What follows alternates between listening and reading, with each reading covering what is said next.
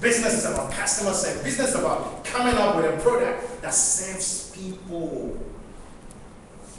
I hope you know that your level of wealth corresponds directly with how many people you serve. Do you know that? Let me repeat that. I'm sure someone will argue with you on that. The level of your wealth is equal or equivalent to how many people you serve. Okay? Let's take that to the world. Who's the wealthiest man in the world as of 2015? Bill Gates. Bill Gates is back on spot one. Bill Gates is probably the person who serves the most number of people in the world. Every one of you has a touch of Bill Gates on you. You're using his Microsoft, you're using his products, you use it on your phone, everywhere you go. The more people you serve, the more money you get. It's about service. It's about service. And if you come up with a product and a service that can touch many more people all over the world, bingo, you get money. Money will flow to people who serve. The next lesson on leadership that I've learned personally is that you must continue to learn. It's about continuous learning. If you're going to be a great leader, going to be a successful leader, you must continue to learn. You know, I was recently reading something about Kwame Nkrumah. It blew my mind. I was reading a book. It's not a biography, but it's close to a biography. I think it was written by Kwame Nkrumah's girlfriend. And it said the crazy book gives you fantastic insight about this man called Nkrumah. But I learned a lot from him, you know. I learned a lot from that book. But he was a great guy. Great guy. One of the most powerful guys. He was a guy who lived with purpose. How many of you know that when Kwame Nkrumah was at university doing his master's, his professor said he wasn't very good. And the problem was that every assignment you give Nkrumah, he would answer it and connect it with the liberation of Africa. Even if asked him to write about the rabbits, to find a way to connect the rabbits, how rabbits can help us liberate Africa. And so his professors in the States thought that was a crazy guy. But that was a classical case of a man on purpose. He knew why he was there. He knew his agenda.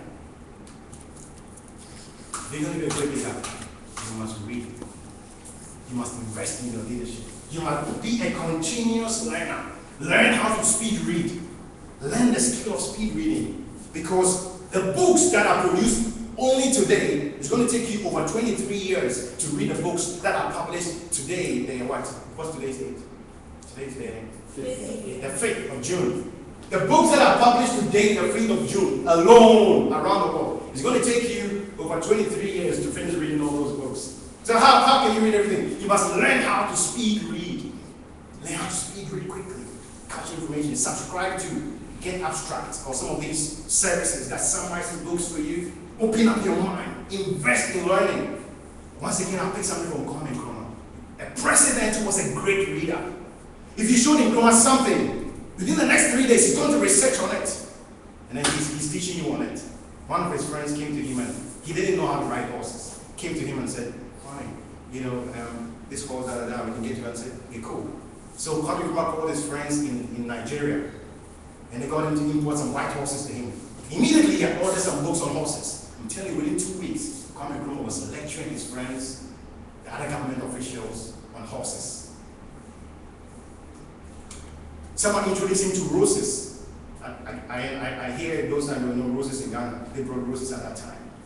Kwame Nkrumah got himself books on roses. He will read on roses, and he start lecturing you on how to grow roses. A great reader, president, but he had time to read. Tell me that you don't have time. Tell me you don't have time to learn. You're going to be a leader. You must increase that place. 2 more lessons, and then I'm going to be done. The next thing is, if you're going to be a great leader, you're going to have faith. Say faith. Faith. Shout out to me. Say faith. Faith. Yeah, you're going to have faith. I believe in faith. I think faith is more important than money. I think faith is more powerful than money. I really believe in faith. Faith is not tangible, but it's a currency that rules the world. It's a currency that God uses. It's a currency that anybody who's going to be successful uses. Faith is not just something you get in church. Faith is something that runs the whole world. Faith is the ability to see what is not seen. Faith is the ability to catch something out of the unseen world and manifest it into the seen world. Faith is your ability to hold on to that dream that you have, that vision that you have, that no matter the challenges, You say, I'm not going to give up. I don't know what vision you have. I don't know what you're looking at. I don't know what is on your mind. But if you're a person of faith, you're going to hold on. I feel like preaching. I just feel like preaching. You know, there's a guy called Abraham. He got a promise to have a baby. He was a father of faith. He was a father of faith because all those years, someone gets married and in 3 years they don't have a kid and they are under pressure. One of my persons, the 1 year and baby's not coming, she's already beginning to ship 1 year pay. 25 years. But the guy is still have that faith inside of him. Now, if you're going to be a successful leader, you're going to have that faith. You're going to have that faith inside of you. You're going to see that picture. You're going to put the picture in front of you every day. You're going to believe it. You're going to talk about it. Because faith works with the mouth. The mouth is powerful to create. Now you must declare. You must declare that you're going to be successful. You must declare that you're a champion. You must speak it. Because if you believe it, you will speak it. And unfortunately, a lot of Ghanaians, we can be a bit timid. We can be a bit. But it's time that you come out of your shell. Are you hearing me? I said it's time that you come out of your shell. It's time that you speak more confidently. It's time that you speak. Let those who don't like you not like you. You know, there are people who are not going to like you anyway. No matter what you do, even if you kill yourself, you cut the money of your legs, they're still not going to like you. Please, believe in yourself. Say, I'm going to be successful. Say, I'm a great person. Just say some good stuff about yourself. I'm telling you, it's just going to have that ripple effect on all the other people around you. Now, my last stuff on my personal lesson on leadership, it's not all, but I think these are a few key that I could share with you. Is what we have been talking about. Never give up. Say, I'll never give up. Say, I'll never give up. Say, I'll never give up.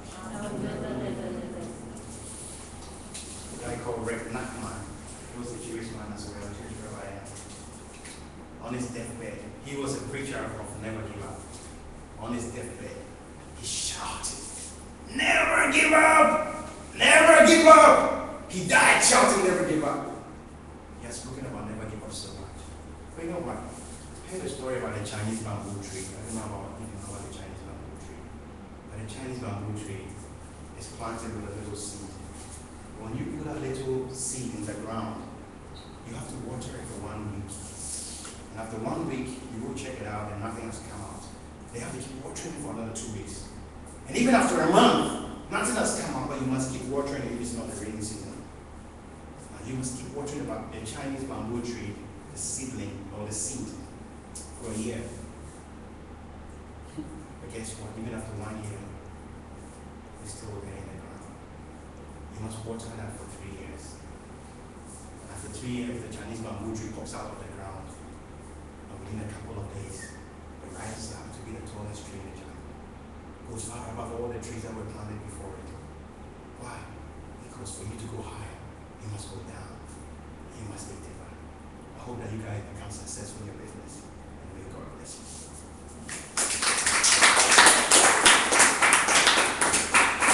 Thank you so much, Dr.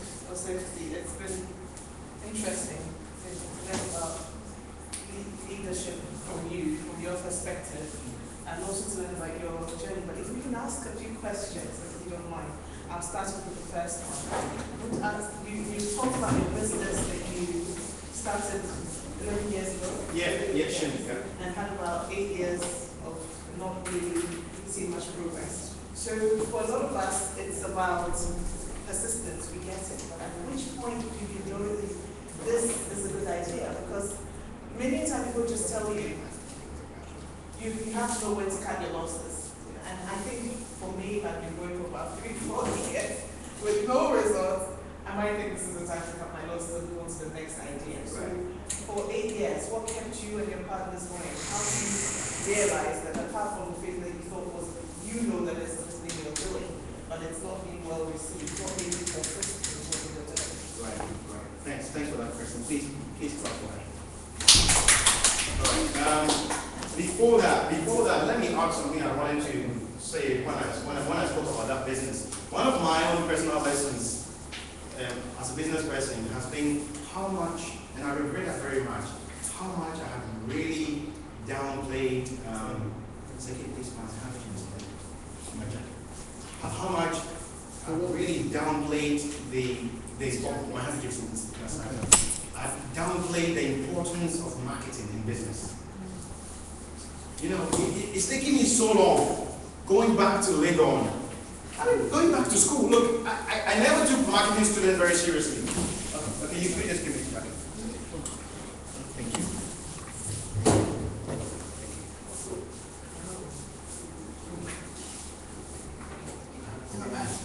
Seriously, I really downplayed the importance of marketing in business. So when I put together Shin, I'm telling you, Japanese can work. Their life is all about work. I mean, even back in Japan, the men, they hardly stay home. It's the women that run the homes. You know, in Ghana, we talk about discrimination against women. I understand, and I'm into women empowerment. We actually have, at the foundation, we have a scheme called leadership. It's a leadership award scheme for young girls. I'm all into that, but I wonder why we don't criticize people in Japan and other parts of the world, because they are worse off than us. It's the men who work.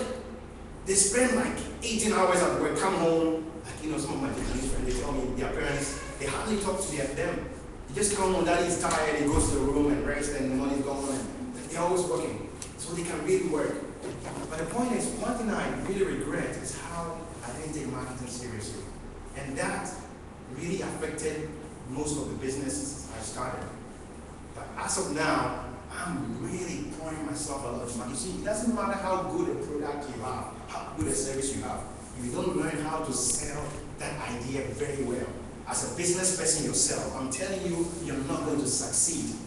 And so don't behave like me with some financial background, with some HR background, and go like, I don't like marketing. If you are a business person, you must love marketing and sales, period. Learn it, read about it, put yourself into how you can market it, because it's all about marketing. Marketing is critical to bringing in the revenues, right?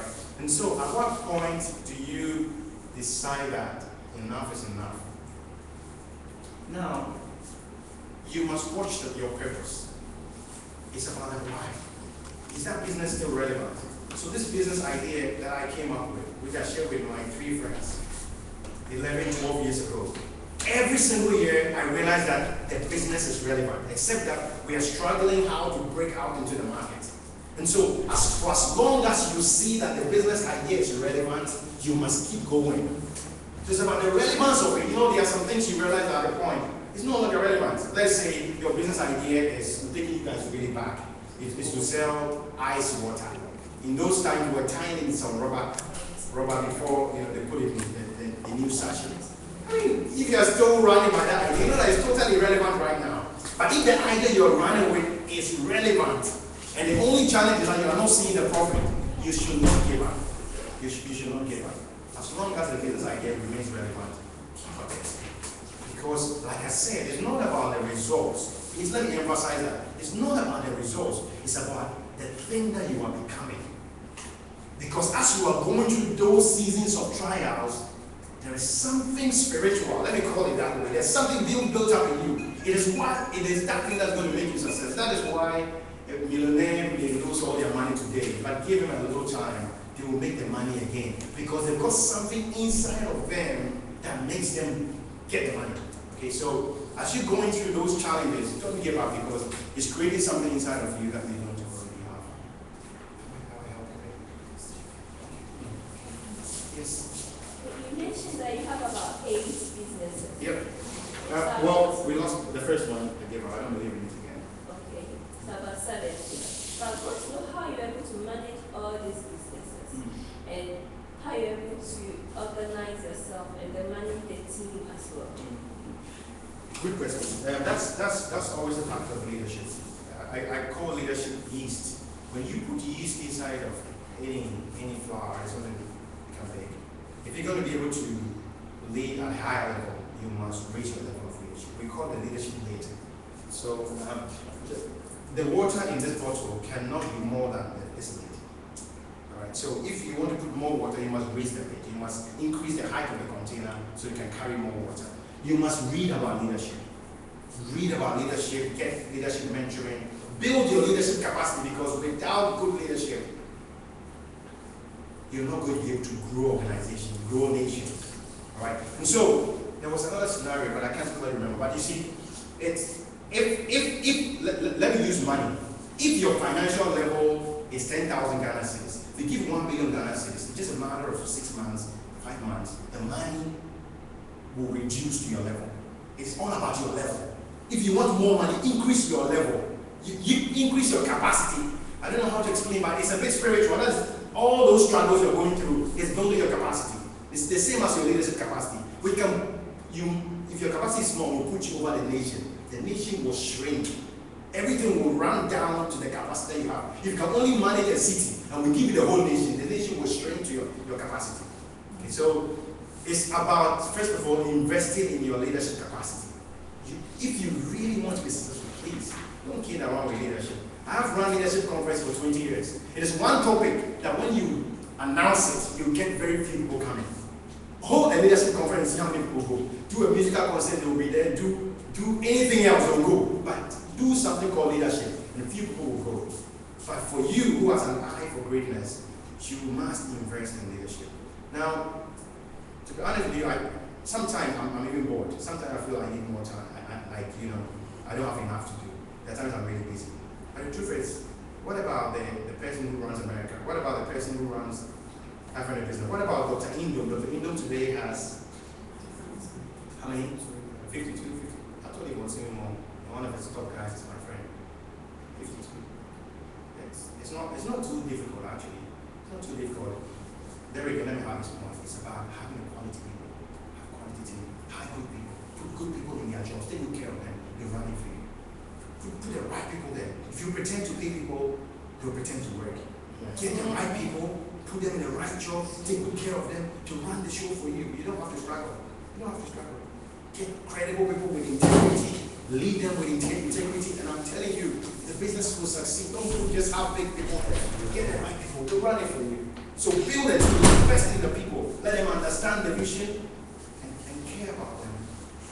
And they'll do the job for you. So it's not really too difficult. Yeah, it's possible to do that. But of course, it is hard work. I love it hard working at night because I'm writing books. I'm even a bit slow this year with my books. My next book is on workplace success. I wish it was ready by now. It's how to go to the press. And for everybody not to press, I have a book on tourism coming out. I've got like 5 books in the process. I have to work a lot in the night sometimes. By the way, sometimes I'm even bored. I'm looking for more things to do. Yeah. You talked about just investing in your team. Yes. And the other thing that it's always said, if you're starting your business, you're going to invest in your team. How do you know you're picking the right people? For you, what was your experience when it came to putting your team together? Okay. Right, good one. So for most of the things I've done, I have started my key people as volunteers. Okay, so you see, if you hire somebody who needs a job, they'll just work for the money. But hire people who believe in what you're doing. Okay, so the key motivation is service. That's what they want to do. You can put somebody on the spot right now. I can put Seki on the spot. It's a retired military man. He's got his kids in the US and other parts of the world. He's on good pension as a military man. But he loves what we do. He's willing. He worked for many months. He still works. Doesn't really take it. He's willing. He just loves it. He just loves it. He'll do anything. And most of my team, I picked them like that. Some of my guys, it was after like 3 months that I thought, yeah, now let's put a person on a paid job. Right? So get people who are not looking for a job. Don't take people who are looking for a job. Get people who are connected to your core. They believe in the vision. And usually when money is not there, you can really test people. And I've had people come around and go, yeah, we do it. And then sometimes I feel like giving the person money because but something, no, just hold it. So I just delay it. It's not like I'm being wicked, I just delay it a little bit, just to see, and after a while, it's not coming in. You see that everything is trending down. Yeah, so it's one way you test to get people who are, but the truth is a lot of people are selfish. A lot of people, a lot of business people, a lot of people are selfish. And that's why it runs. That's why many microfinance companies collapse. They hire the people, the money is coming, they give you small money, they go and chill.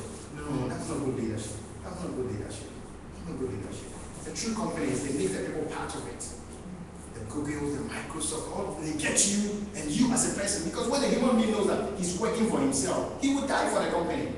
But when you pretend and you try to play smart with people, they can see you guys all work in different places. Some of you know what goes on. You can read between the lines and this guy is all doing it for himself. I'm telling you, as soon as you hit that point, the people are going to abandon you and I think you're going to crash down. So try and care about the people. And someone said that it is better to be a small part of something big than to be the whole part of something really small. I think I would rather be a small part of something that's really huge. A company that's making tens of millions than to be a company that's making 10,000 and only you. Just, yeah. And that's going to happen with people. That's going to happen with people. It's people who bring, the synergy, different experiences. And thank you for asking that question again back. Many of the things that really have not just come from me. And I ought to really give a lot of credit to people. A lot of credit to people, to be honest. A lot of times people will see me and, in quotes, I'm getting a role playing more than everybody. True, it's really not me. And every time I have the opportunity, I do acknowledge my team. I got people who just do everything. Like my TV program, all I need to do is prepare and show up. Do the makeup on my face and I'm sitting there. I don't know what happens again. Somebody has to make sure it gets edited. They show me the editing a little bit. It goes somebody make sure it goes to the TV station. I don't even know what's happening. But somebody kills themselves all around the clock and it makes it happen. It works. Sometimes people give you ideas, they contribute. Even writing books, people give you the ideas. It's about team. If it's just me, it goes so slow. But with a lot of people, you are more efficient.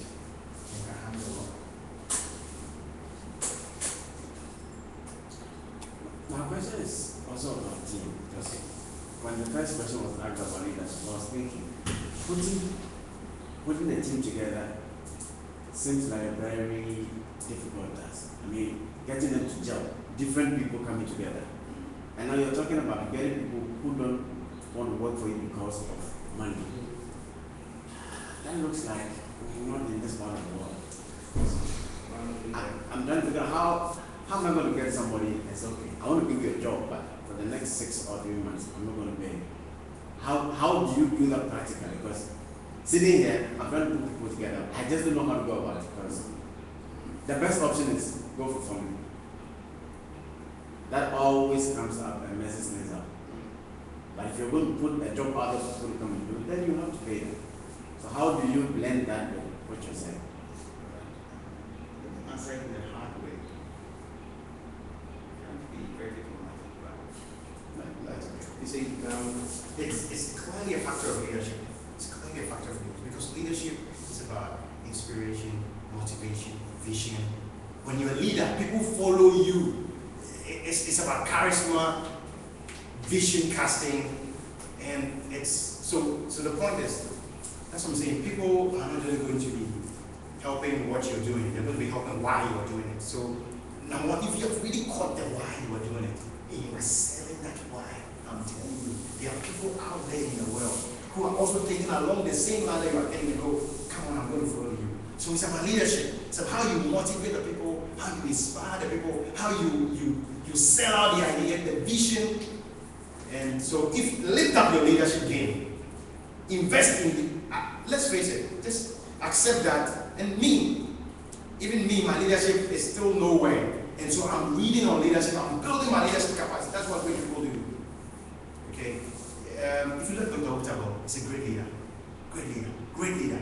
He just has to do a few things, everything is working and growing. He's a great leader, great leader.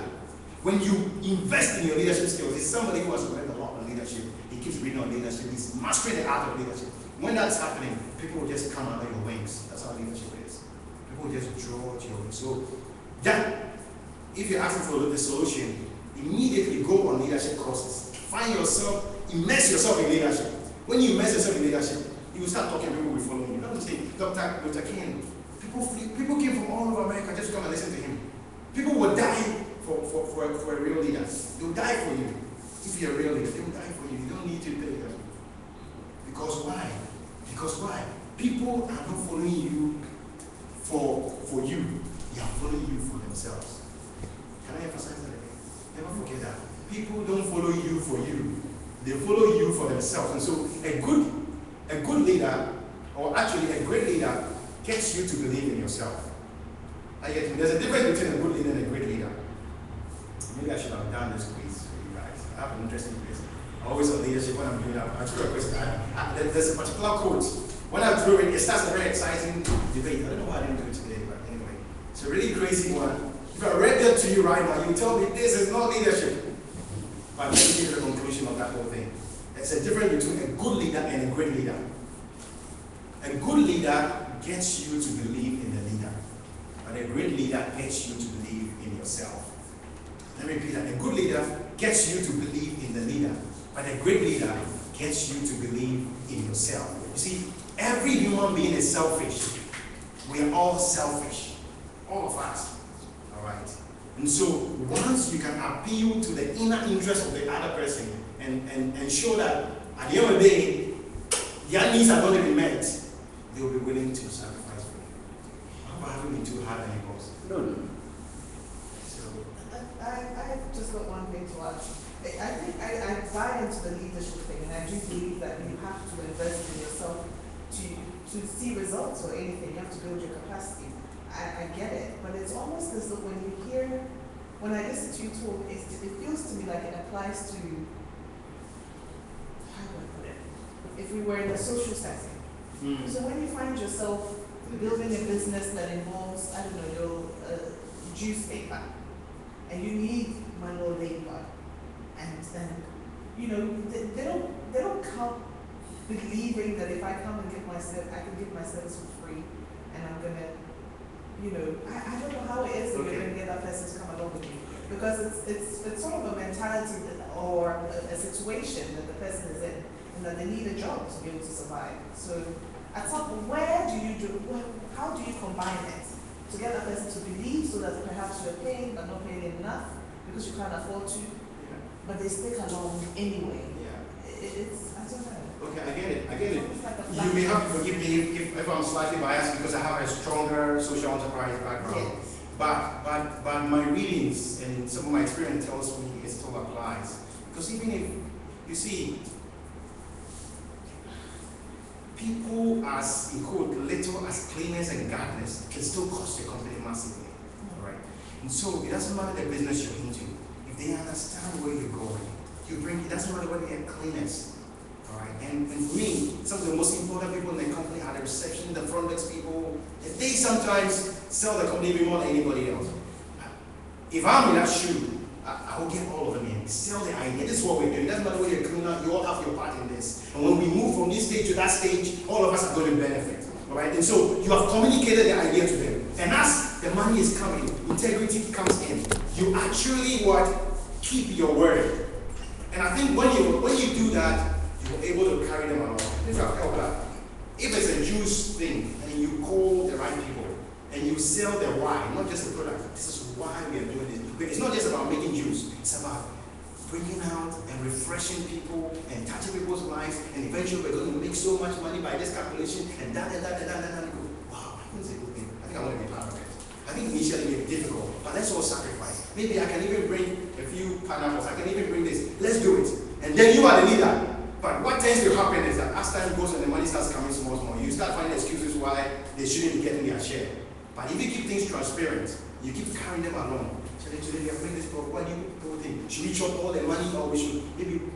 And then you try to carry them along. I think that eventually, my understanding is that and it's better to have people like that, because when people are on that level, they won't steal. They won't mess up because they feel like they are doing it for themselves. No matter who you have in your team, let them get to the point where they feel like, I'm doing this for me. I'm not doing this for the boss. I think that works in businesses. That works everywhere. The best place to work today in the world, one of the best places to work today is Google. It's one of the best places to work today. And it's just because the people there feel like they're doing things for themselves. They have the room to operate. The company cares about their families. They have gym there. They have free haircuts. You just go to the office. So they have tried to create an environment that is like, you're not just coming to work, you're coming home, you're coming to family, we're doing this together, when we make it, and so that spirit is there. And when that spirit is there, they are less likely to stay with you and to make sure the business succeeds. I'm interested in the business that you run with economics. What do you want to Okay, so that's basically it's a monitoring agency. It's a monitoring agency. So we take contracts from donors. So like say French, or David or anyone who's company that gives funds to a company that give funds to an NGO to go and say build a school or something like that. Okay, so we take the contract with the monetary services for them. So we get a percentage of whatever has been given to them, and we have a chance to go and do independent monitoring. So we monitor, take pictures, take videos, and report directly to the donor. Yeah, that's what it's an independent monitoring.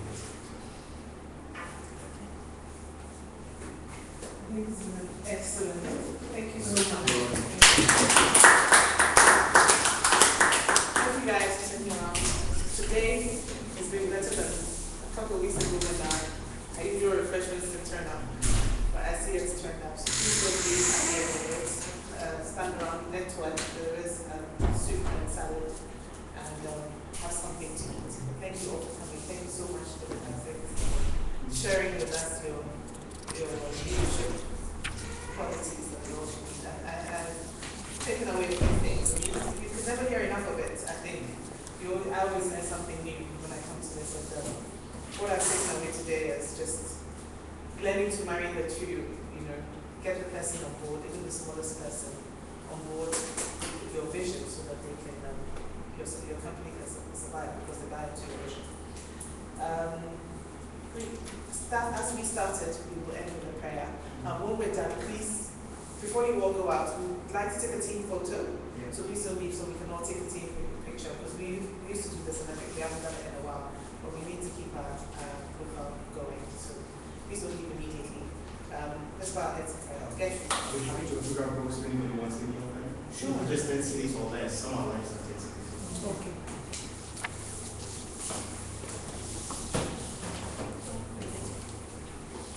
Father, we are so much grateful once again for today's program. We thank you so much for all that we've learned here. We thank you for the life of the speaker as well. We thank you for bringing him here safely. Lord, we pray that all that we've learned here, Lord, we will not leave it there, but as entrepreneurs, we will go and then learn more into leadership and become great leaders in this society.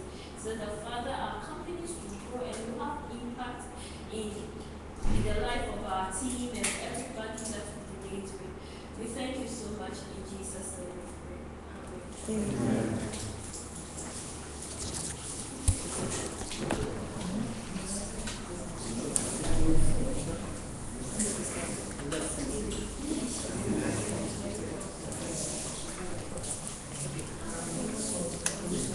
Yeah, sure. Second, you put those here. Yes, sir.